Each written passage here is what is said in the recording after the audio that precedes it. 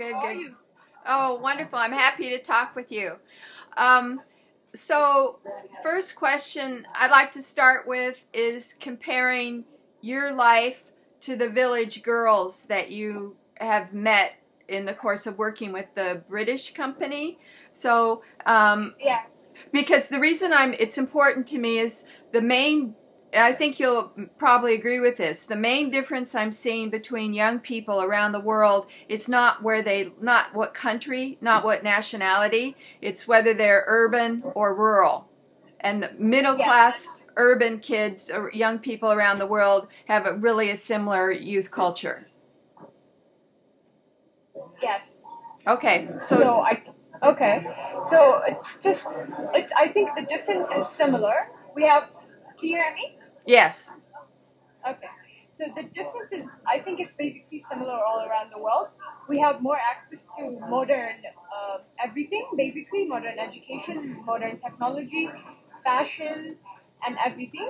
We're more exposed to the outside world than they are, and we're not surprised by the new things that we see every day, but they are very surprised, and the rest is basically the same thing. I mean, we have obviously different standards of living, and we have different expectations in life.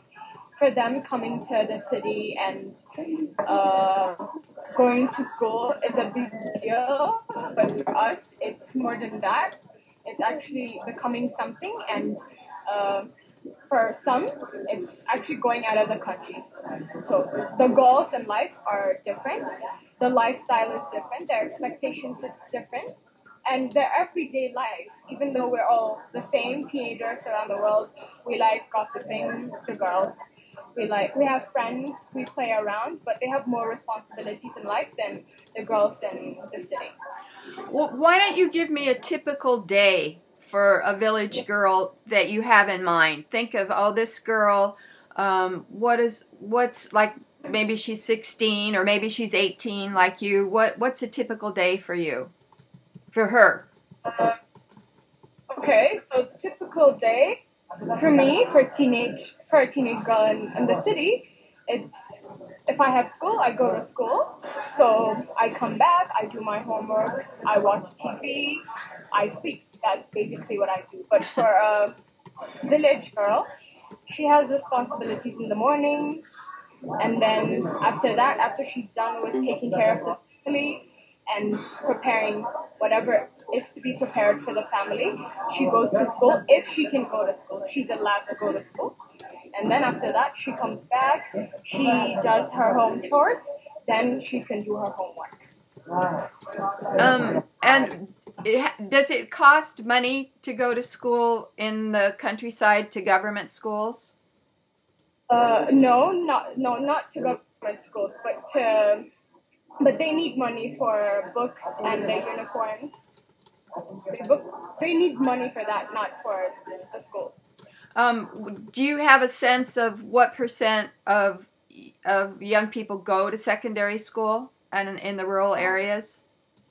Oh, I can't actually give you the number, but I can tell you it's less than 50%. Mm. Out And of the and they don't go to school because they can't afford it, or the family wants them to work, or both. no, it's both, but mostly it's because of the family. They're not aware of the use of education, and they don't allow their kids to go to school. What about boys? I mean, I'm assuming more boys are allowed to go. Yes, it's the typical prejudice against girls. And then this typical girl that we're thinking of in the village, what age would she be when she gets married? Whoa, 12 to 19? Wow. And Yes, and but the even girls younger than that get married. I've been to villages where 9-year-old girls were married. oh, why? Just because the family doesn't want to have to pay for them, to support them? It's not about the money, it's about culture and traditions. It is what it is. And if the guy wants to marry a girl who's 9 years old, she doesn't have the right to say anything. It's her family, and him or his family that make the deal all the time. So she doesn't have a say in the whole process. And then, do you think that this older husband would wait at least until puberty to have sex with her, this little girl? No, that does not happen at all. They don't wait. No, they don't. Oh, that's so sad. Yeah. Yes, Oh. they're trying to work that these days, but it's still hard. It's still hard to abolish the tradition and culture of the country. Yeah. Yes. So, the girls that you know in the village, do they wish they had the life that you lead, or are they happy with traditional life? No, we asked them what they wanted to be. They wanted to be like, they said, we want to be like the city girls. We want to dress like the city girls, and we want to go to school. We want to be like them in general. Yeah. That's what they said. Right. And what else did you ask them? Like that. That's an interesting question. Well, we basically asked them to tell us their life, because we always have this assumption that they don't have a life. Their life is always revolves around their family, but we wanted to know our similarity in the whole youth culture in the whole of Ethiopia. And basically, we asked them questions like, who are your friends? Do you have best friends? Do you keep secrets? Do you talk to boys? Those kind of things that we wanted to understand. And did you make a report that I could read about those? Because those are interesting questions. Yeah, but I have to ask my boss, because we were doing a research for Nike Foundation. So I'm not sure whether I can release the information I found. Exactly the information. But I can actually type up things and send it to you. Great. So how do they know about fashion and that kind of thing? I mean, what kind of media do they have in the villages? They're not really exposed to the village. I mean, to media. They have radio. That is, I think, the maximum opportunity they have. But they usually go to the more city-like area of their village. So there are music shops. They go there for once a week, usually, for market day. So when they go there, they listen to music, they watch TV if that is possible. They're exposed to those things. And did any of the girls say, I wish I could pick my own husband, or do they all just assume that's the way it is? They all said that's the way it is, but obviously they really did wish that they had a different life. They wish that they could choose the guy they would marry, and actually they were not talking about marriage. They wanted to learn. That's all they wanted to say. We want to go to school. We don't want to get married now. Right. But it is what it is. I can't do anything about it. And then your parents are obviously educated and can afford to send you to private school and that kind of thing. May I ask what kind of work your mother and father do? Well, my mom is a liaison officer, and my father is a teacher. In high school? Yes, my father is a teacher in high school. So we should please ask him to give the book questions to his students. Oh, okay. And what does he teach? I can do that. What subject is? Biology. Biology, yes. What I can do in return for teachers is I have a summary numerically of global youth responses from 74 countries. So if a classroom wanted to take the questions, then they could look and see, this is what young people said all over the world. I have a PowerPoint with pictures, and I have just like a numerical summary of the questions, of the most frequent responses. So I think it would be an interesting social studies kind of learning experience. Okay, I'll tell him. Great. I'll let him know. Great. And then in Ethiopia, you mentioned that religion and culture are really bound together in a somewhat restrictive way. Yes. What percentage of people are Catholic like you? Oh, 10%? We're not a lot. Uh-huh. We're not a lot. And are the others animism, where they, you know? No. Most, I can tell you, most are Orthodox, and the rest are Muslims. Most are Orthodox, like Yes. Catholic? No. Like the Greek Orthodox and the Roman Catholic. Okay. And Yeah. and the rest are Muslims. Okay. So how does that keep influence the government and the political culture? Well, in many ways, but for example, I can give you a clear example. Can you hear me? Yes. Okay. So when you go to church, it's more of a culture than a religion. Yes, you go to church, you worship your God, and there's the whole process of that. But when you go there, you have to worry about what you dress, what you're wearing, everything, every single detail, because it expresses your culture in a way, and how women are influenced in that process. So I have to go to church wearing a skirt or a dress. Mm-hmm. So that can be one typical example. The other one can be people are not really sure what I mean. Like some people are, but they're not. There is no clear difference between religion and culture. It's basically all mungled up together. And other thing I can tell you, politics, it's not actually influenced by religion, but it's a secular government.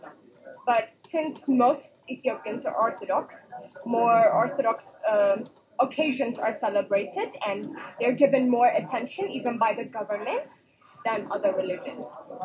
Like Easter and Christmas and that kind of thing. Yes. Mm-hmm. Yes. And but how you? Let me quote you so I'm more clear. You said it's a system that, so you would like it to have people be critical thinkers and curious beings, and so how is that? How are people not allowed to be open? It's they're not. They are allowed, but they're not given the chance. I know that's kind of contradictory, but there is a certain way that the system is going, and the education doesn't actually let you explore. It doesn't. It doesn't let you ask questions. The only thing you can do when you actually go to school is read and follow the teacher and never raise challenging questions. So basically, that's what's happening in every school. So people are more dormant and dull, and they don't think outside the box, and they don't ask why. They just accept whatever is going on. So that is reflected in the economics, politics, even religion. People don't ask why things happen; they just follow. I hear that a lot. Most countries that aren't in the West, I hear that you go to a large classroom, you take notes, you stand up when the teacher comes in, you stand up when the teacher goes out, and you don't ask questions because it could be considered disrespectful. Yes. So you just sit and take notes. Yes, that's basically what you could. Or you can ask questions that might not be so challenging to that teacher. You know, like basic questions. Like facts. Yeah. Yes. And then what happened to you in you're finished with high school now, right? Or are you still in? Yes. No, I just finished high school. What happened did you try to ask challenging questions, or you thought, I'm not going to try to? Yes. Yes? It happened. It has been happening to me for quite a long time. And, well, I got B contacts, and I didn't get I can say the proper marks I was supposed to get. The teachers didn't actually appreciate what I was doing, so I was always called into the office, and they would just, yes, that happened to me. A lot of teachers do hate me now because of that, but that's how it was. But I never actually stopped. That never Good for stopped you. me. That is so exciting. So what gave you the courage to do that? I had no idea actually, but it just happened. I have no idea. What, your parents must have been supportive. No, they were not at all. They would always go like, no, this is about marks. Your marks matter for college applications, so just shut up and follow what they say. But I never did. Are you the firstborn in your family? No, I'm actually the last. How many siblings? I have a brother and a sister who are both older than me. Do you think that you got less parental control because you were the last? No, that doesn't actually happen in our family and in most families in Ethiopia. But it's not freedom. It's just the way that our parents raise us. We all have that freedom that we need. You have freedom within the context of focus on your grades so you get into a good university. Yeah, that is true. Yes. Got it. And at home, are you expected to help cook and clean, or when you were in high school, was it just study and we'll take care of all that? Well, in my family, I was not actually expected, but I used to do that stuff. I just wanted to help, but I was not actually expected. And there's always someone at home to help out, like a maid. Yeah. So, no, not in my family.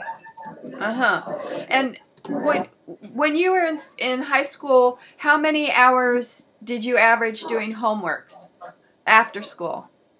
After school, I would say 2 hours or 3 hours. That's not bad.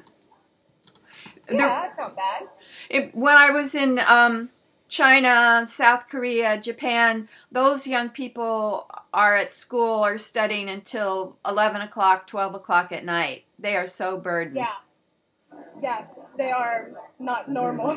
Yeah, right. It's normal for Asia, but not other places. Yes. Yes.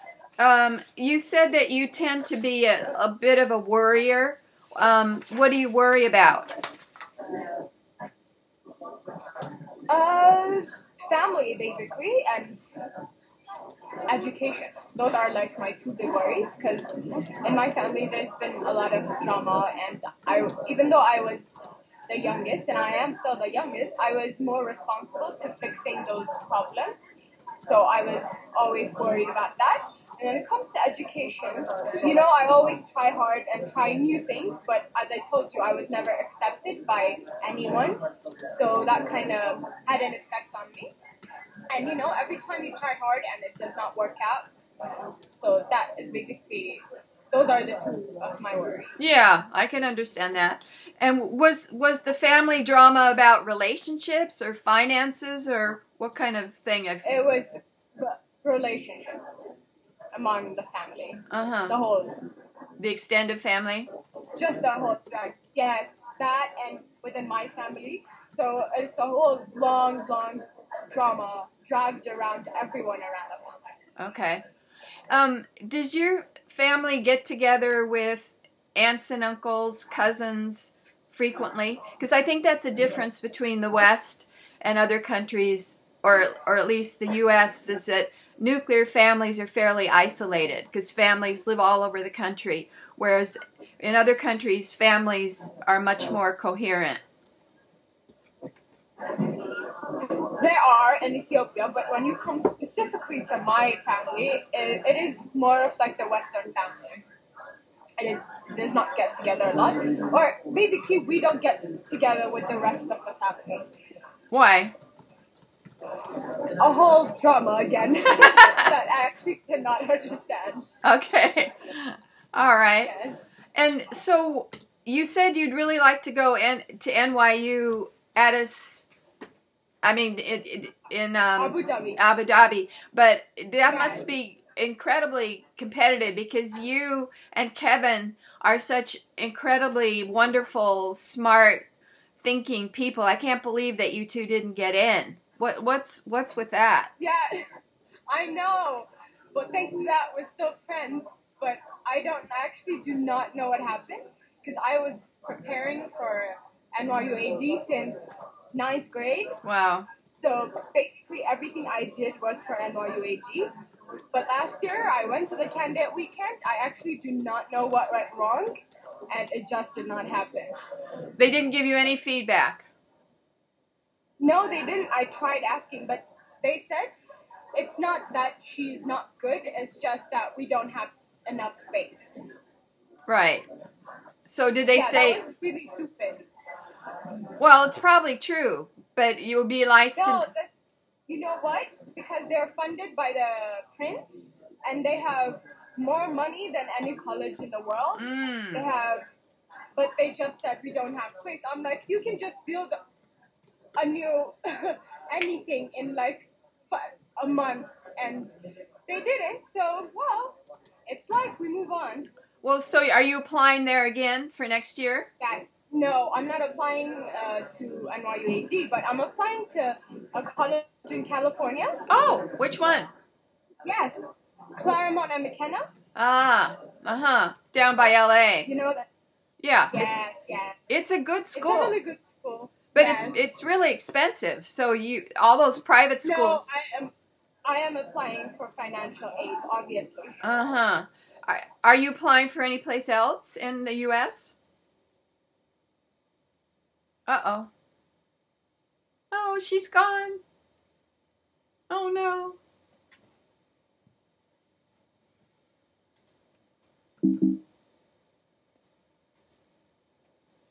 Yes. Oh, there you are. Are you there? Yes, I'm here. Oh, good. Where else are you applying in the U.S.? I'm applying to Hamilton. Do you know that? No. New York? Hamilton in New York? Okay. Colby College University. It's in Nebraska or someplace in the Midwest? Or Minnesota? I think so. It's in Minnesota, I think. Colby. Yeah. That one is in Minnesota. Yeah. I have that. I have a bunch of colleges that I'm applying to. Hopefully, good. One will work. Yes. I'll hear from Claremont McKenna on December. Oh, well, keep me posted. Yes. Well, the University of California is excellent. It has, Yes, I know that. Are you going to apply for UC? I'm thinking of that. Of Berkeley, I'm thinking of applying there. But my brother is applying there for his master's. So I don't know, but I'll see. I'll see what comes after December. That's where I did my undergraduate work, was at Berkeley. Nice. I loved it. I shall try it. Yeah, it's interesting. Now it's I think it's majority Asian. It's like the Asian students in the U.S. do better on all the SATs and ACTs, and so the really good state universities, at least in California, are a lot of Asian faces, first generation or second. So that's it's different than when I went. It'll be interesting to see how that changes the culture.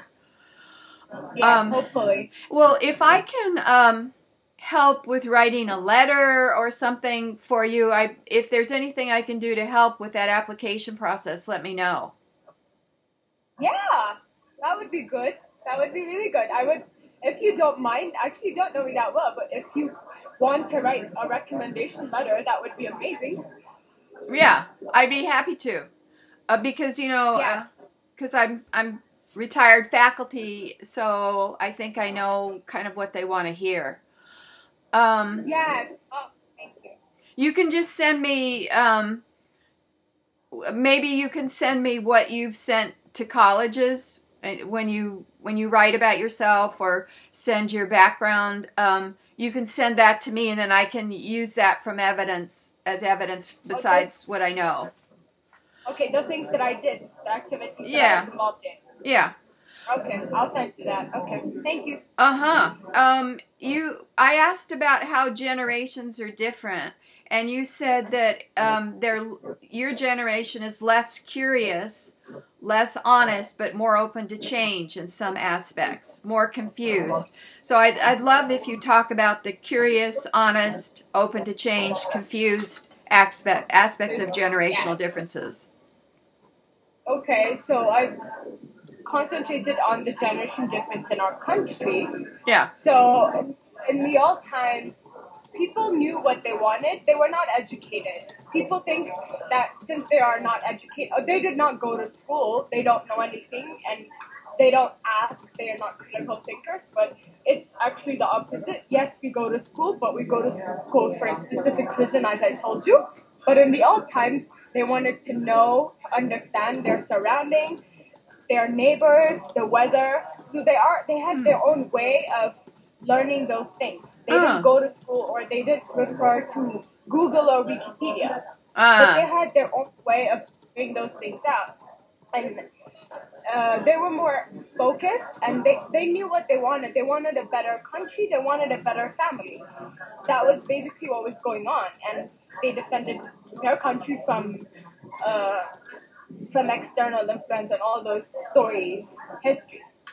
But now, we think we know everything. Our generation thinks they know everything and they have everything figured out, but they're actually confused because they are in this middle line of Western and Ethiopian culture.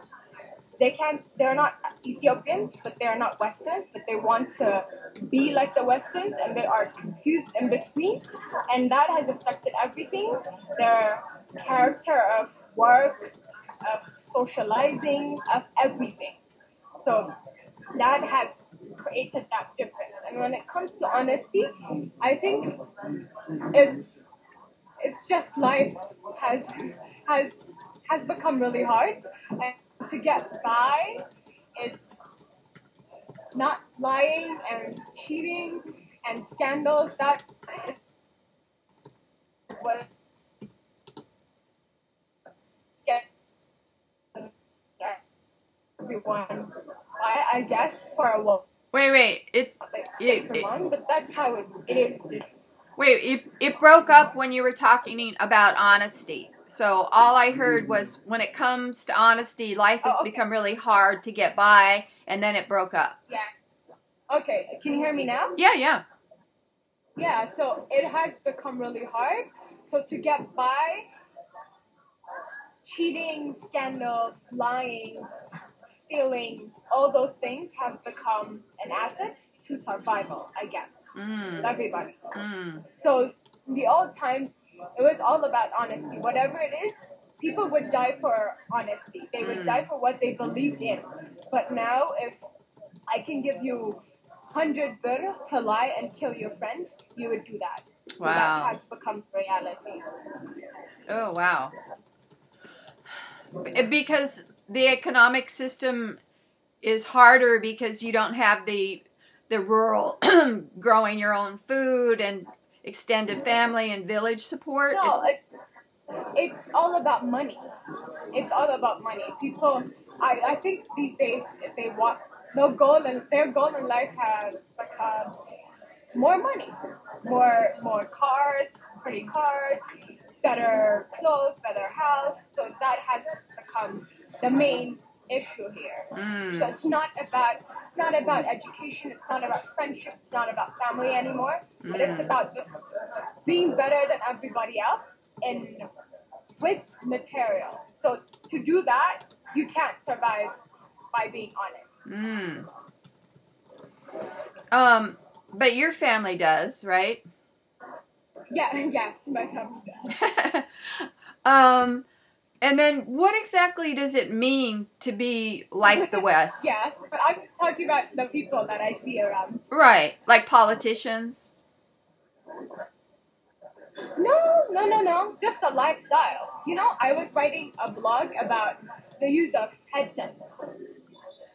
And people were not like that. You know, when you're walking around or when you're in a taxi, people love to socialize and mingle and talk about common issues, you know? It can be football, it can be the weather, it can be anything. But now everybody, they're in their own world, listening to whatever they're listening and ignoring each other. Right. This I have seen happens in the West. I went to Spain and I saw a lot of people in the train just listening to their music, and they never like actually talk to other people. Right. So it was never like that. So that is one thing. The other one is lifestyle. You know, here we are spanked. You know, our parents kick us when we do wrong.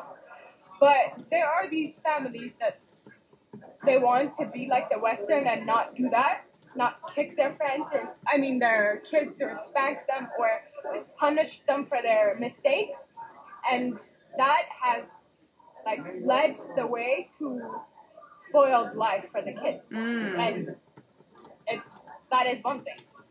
And the other one is just the whole lifestyle, I guess. The whole lifestyle, the whole material gain has come from the Western. And teenagers always want to be like the kids from Europe or America. They dress like that, they talk like that, they don't want to speak Amharic, or it's so uncool to speak our language, which is Amharic, and to listen to Amharic songs, it's not cool anymore.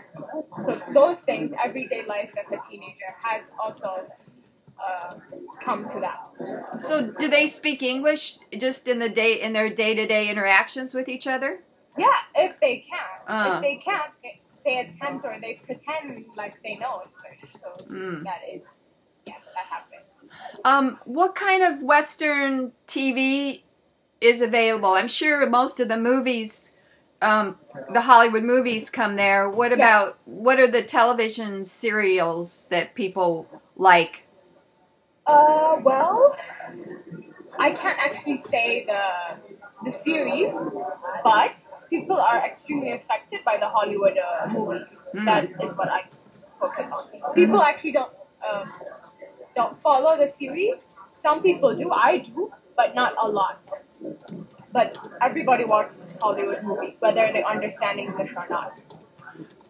So what kind of American TV serials do you watch? Comedy. I love comedy. Like what? Comes out of Hollywood. Like Friends, Big Bang. Have you heard of those? Yeah. Yes, I watch those. And talent shows like Idol and dancing shows, all those things. I like those dancing shows. Those are great. Yes. So you think people really enjoy MTV. I enjoy MTV too. And so it comes just on the TV in your home. You just buy like a cable, and then the shows come to your home? Yes. But you have to be able to afford the cable, right? Yes.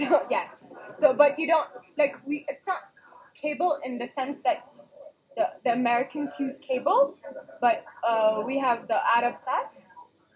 You know what that is? No. Yes, so the Arabsat is basically shows from the Arab countries. So they also show series and movies from Hollywood, but they are owned by the UAE basically and the Arab world. So you have to buy that cable. It is expensive. You have to buy that, and you don't have to pay anymore like America. You don't have to keep on paying every month. You have to for the television, but people actually don't. So it's just we've never paid. Interesting. So when you talked about the generation not being curious, it's because they aren't motivated to learn. They're motivated to make money. Yes. I see. How long do you think that's been going on? Was it an issue when your parents were teenagers, or when did it start, this kind of strong Western influence? I think it came with the system of governance, I guess. Came with that. And I can say 20 years or 30 years. It has never been like that when my parents grew up. So how was it different, like when your mother was growing up? Well, I can't actually say in detail, but I know as in the old times, people were not allowed to do things, but education mattered. They were allowed to explore whatever they had. They were allowed to explore, even though they didn't have a lot of access to a lot of things that we have now. And as a culture, it was kind of covered up, but still they had the opportunity. They were able to ask questions. That is the basic thing. As a student, we're supposed to ask questions. We're supposed to be confused and ask questions. Yeah. So they had that chance and they did that. And education really had value back then. Going to school meant something, and graduating from university was really meant something. It had value. But now 10,000 students graduate from university, and 100 can't write their names, 100 can't speak English, but they have the degree. Wow. So it's the number. It's the number, not the quality anymore. It's quantity over quantity. So you're saying that people graduate from university illiterate? Yes, I can say that to you. Yes. How can that be? I mean, how can you pass tests if you can't read or write? I don't know. I don't know how it works, but I Wow. can tell. I really don't know how they pass, but I that's what happens. That's how it is, and there are these new universities all around Ethiopia, and that were recently established, and it's hard to call them universities. I can sum it up like that, and people come here, they graduate, and they don't find work because they're not qualified or they just can't find work. So they go into other things. That's all they can do. Oh, wow. So if you have money, you can go to university. Is the point? Okay, no, not really. It's you don't pay when you go to university here in Ethiopia. Wow. But afterwards, after you finish the 4 years, you have to be able to repay them through time. It's cheap and paid through time. So it's like But a loan. first you don't. Yeah, it's basically like a loan. Yes.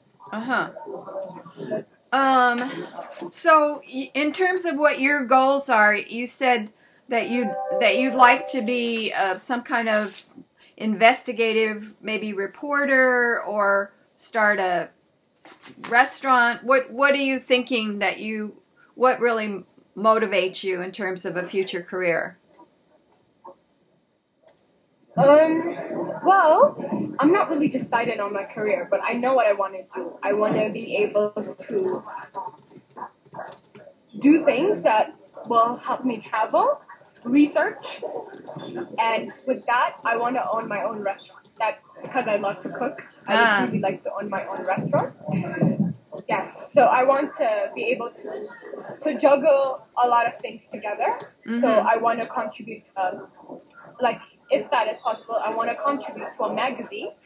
I really like writing, so that I want to do. I want to do research, consultancy, traveling. It's not a career, but I would like my career to consist of traveling. Since you like writing, I'm glad to know that. What I want to see if we could work out a kind of an exchange where I pay you. I just send you Western Union money to critique and add to the Global Youth Book because I'd love to have your honest critique. Yes, I would really like to do that. Okay, and let me say this. I want to really emphasize that I don't want you to try to be tactful. So if something is boring or repetitive or needs more explanation, don't try to say it in a tactful way. Be very blunt. Okay. And feel free to add your own observations. That's what will make it interesting. Okay. So, do you have a title that I can write on, or I can just? I'm going to email you. I'll email you the. Okay. And what happened is I've been working on this book so long, it got to be almost 600 pages, and so I cut it in two. And one book is about youth culture and how it's changing the world, and the other book is about youth activism. So I'll just Okay. send them both to you, and you can see what you have interest and time. And if it would be a lot of work to do both of them, so I'm thinking maybe you could pick chapters that interest you, Okay. because they kind of Okay. stand alone.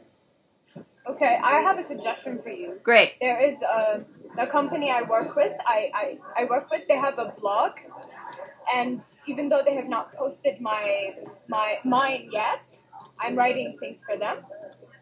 If they post it, I'll let you know. But you can Google their blog and go through the blogs. They basically work with the youth and the youth culture.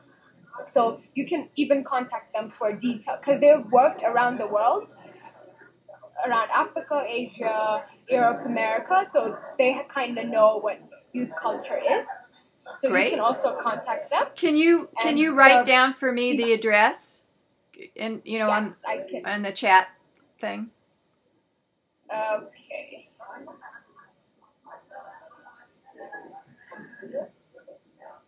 I'll email it to you when we finish. Okay.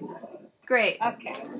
How do Ethiopians think of themselves as different? Like we think of Italians as being talkative and gesture with their hands and love food, and Canadians as nice, and Japanese is quiet and hardworking. How do people in Ethiopia think I'm an Ethiopian and this means I'm like this because I'm Ethiopian? We're kind of losing that culture now, but in general, I can say they're very nice people. They are very sociable, extremely sociable people. We are in general, and we like food. We enjoy food. Yes, like the Italians, we enjoy food. What else can I say? We like gatherings. You know, every circumstance for us presents an opportunity for a gathering. So this is the example I gave my boss last time. We were around this city in Ethiopia, and she saw people dancing around the street, and she said, "What are they doing?" Yeah. So there was a new bank. So for that new bank, they had a whole festival prepared with songs and food and people all gathered around. So Ethiopians always use whatever kind of opportunity they have to gather and dance, to gather around to dance and eat and celebrate. I So see. that really says a lot about Ethiopians. Right. And is there conflict between the Muslims and the Christians, or how does that kind of interplay work out? No, not at all. Wow. I mean, we've lived together for a very long time. But now, this past year, but it was not actually between the Muslims and the Christians, but it was among the Muslims. But we have lived together for as long as I can remember, and as long as any Ethiopian can remember. We always live together, we learn together, we live together, we eat together, we do everything together. So there's no conflict. So your parents wouldn't be upset if you married a Muslim guy? No, marriage is a totally different thing. Yeah. We live together, they can be our friends, but marriage is a whole other story because most people are affiliated with religion, and most people usually get married in the church, so you can't actually get married with a Muslim guy in a church. Yeah. And do you expect to pick your own husband, or would you be advised by your parents when you get ready to get married? No. I mean, they might give me advices about being married and choosing the right person, but no, I'm going to be choosing my own. Right. And do you consider yourself a devout Catholic? I mean, do you believe in the theology, or do you just consider it a family ritual? No, I did consider it a family ritual for a while, but about 5-6 years ago, I learned more about it. And then about 2 years ago, I got a chance to go to the World Youth Day in Spain and France. So now I know the dogma, I believe in it, and I'm never going anywhere. Mm-hmm. And what appeals to you most? I mean, what really strikes home to your spirit and heart about the church? I have. The thing is, I have seen a lot of other religions around me, and I believe Catholicism goes hand in hand with modern life. So it is flexible in some ways, not on the dogmas, but it is flexible in everything. So when I went to Spain, I was in a church and I saw people walk in wearing shorts because it was hot, but they were wearing shorts. But in Ethiopia, as I told you, it's not really used. People are not used to exposed skin, so it's with culture and religion. And people go to church, they have to dress up and cover. They have to cover up, and you can't actually wear trousers when you go to an Orthodox church. Right. But when you go to a Catholic church, you can wear whatever you want. I mean, you can't be naked, Right. but you still can wear whatever you want. So that flexibility and that modern concept to it really attracts me, and it does not control you in any way that is negative, and it does not push you into doing the things that you don't want to do. So that is the main thing that attracts me. What about the hierarchy in terms of women, that women can't be priests or pope or that kind of thing? Does that bother you or not? It does bother me.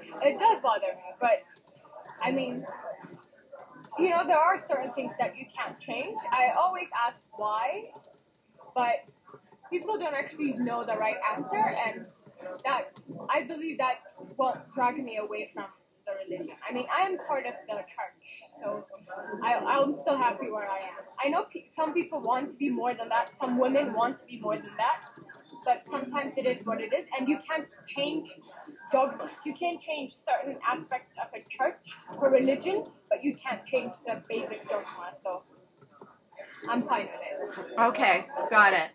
And let's see if I've answered all my questions.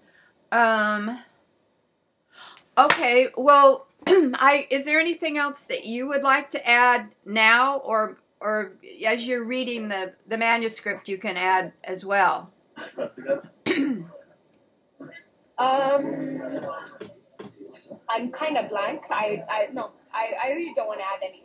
Okay. But I'll email you stuff. Yeah. If I have any right. stories to tell.